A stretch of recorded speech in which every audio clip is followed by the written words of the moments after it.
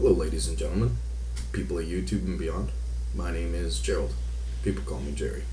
I'm here to do a video to kind of update where I've been for the last quite a while, actually. I've been locked out of the channel that I'm on now. I have a new channel, but as I was on my new channel, I was watching a video on the Mandela effect and my computer froze. I had to do a hard shutdown, and when I turned it back on, I was logged out of YouTube. Punching in my email address, it wouldn't accept it. I punched in my wife's email address, and lo and behold, I'm now on my old channel. So, because I do not believe in coincidences, I feel compelled to do some videos. One of them being on the relationship with Jesus Christ. Don't let anybody tell you, anyone, any priest, any deacon, any pope, that you cannot have a relationship with Jesus Christ, because that is a lie. Jesus has saved my life so many times, I can't even explain them all. The list goes on and on.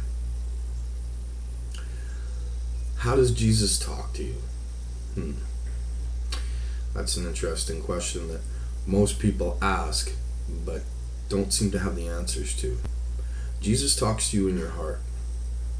Now, that's a pretty general term, but think of it like this.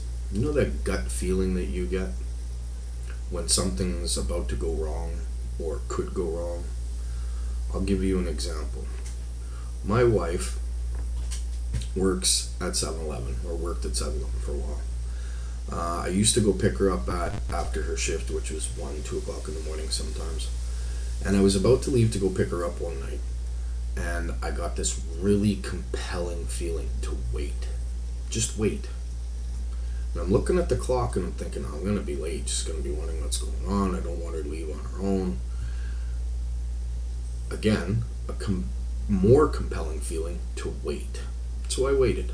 I waited 5 minutes. I waited 10 minutes. Till that compelling feeling left, and then I felt, okay, it's time to go. So I left, and as I was leaving, I had gotten a block down. I'm 2 blocks away from the 7-Eleven that my wife worked at. So I get a block down, and I see these 2 guys messing around down the street. They're yelling and screaming, throwing cans. As far as I'm concerned, just,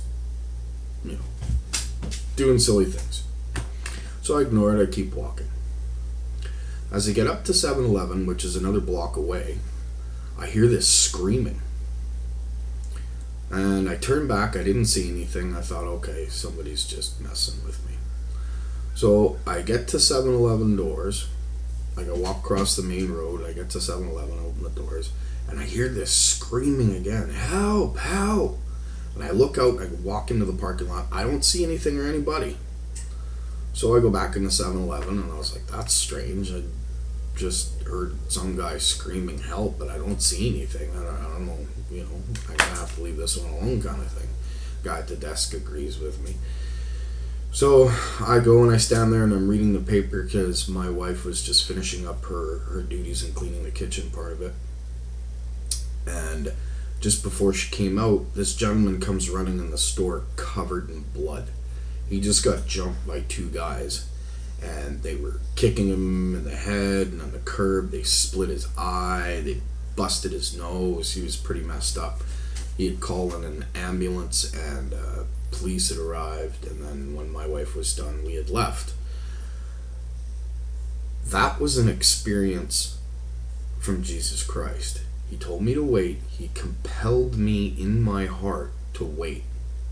And if I hadn't waited, those 2 guys would have been exactly where I was standing when I had walked 1 block down, and I could have been the one to be jumped. Now, that gut feeling, that feeling in my heart, that compelling moment, was Jesus Christ saying, wait. Now, he starts to talk to you when you have faith in him, when you know he's there.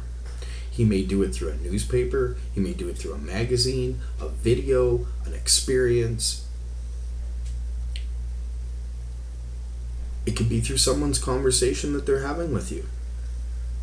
I'll give you, for instance, you pray for something that you would like to know from Jesus Christ, and you put your faith in him that he'll tell you, and you forget about it.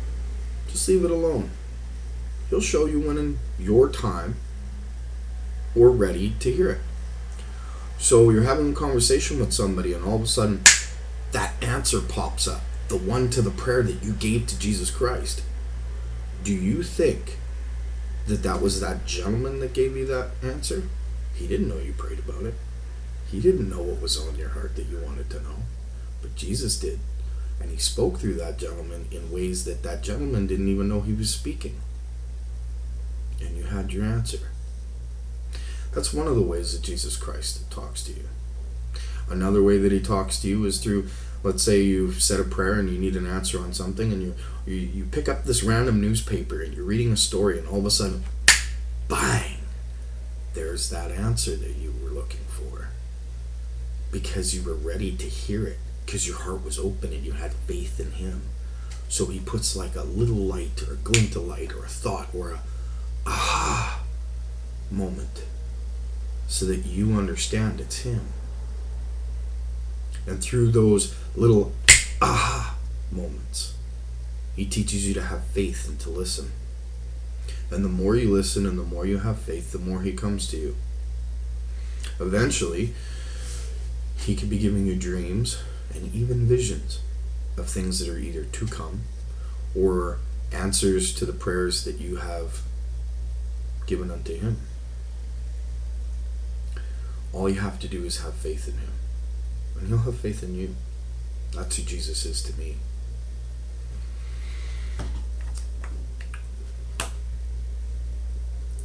Jesus Christ has been my Lord and Savior since I was 5. Don't get me wrong, I've fallen away. And he brought me back through his grace, through his love, his understanding, his forgiveness. And I'm here to tell you, I was in some dark places. As dark as they get. And he still brought me out into the light. I'm not the same person I was when I was a kid. If you were to ask anybody who knew me, I was not a very nice individual. I didn't hurt anyone, I wasn't violent, but I had no respect. I didn't know what respect was. He taught me that from his love, from his grace.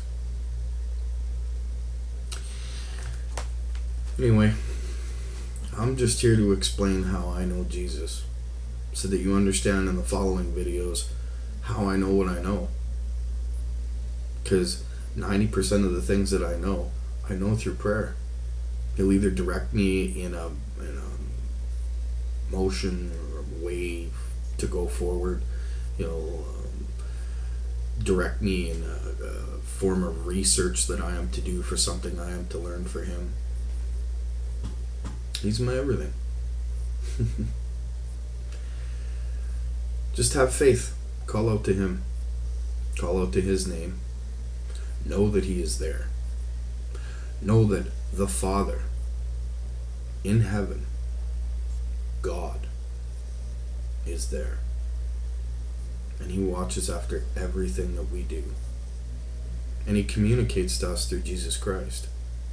That was the gift that was given when Jesus allowed himself to be hung on the cross.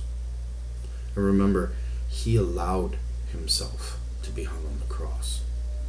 Faithfully, willingly, under God, under God's direction. If he can give that kind of sacrifice and that kind of love without knowing you or I, in a time long before now, don't you think he still has the love for you? Don't you think he'll still listen? When he died and was risen, what do you think? He went to heaven and just stayed there and forgot about us? No. He died on the cross.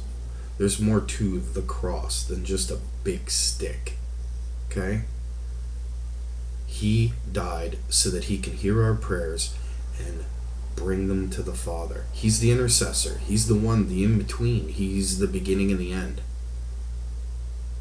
He's here for us. He may not be here in physical form, but he is here. When it says in the Bible, and I'm paraphrasing and please forgive me, it says Jesus will come down out of the clouds with great glory. Yeah, he will. Or shall I say, he has. Look up what clouds mean from that time and date.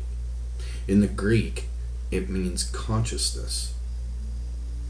Does that mean that Jesus will come down into your heart and be a conscious part of your life? Is that what that meant? I don't know. Pray about it.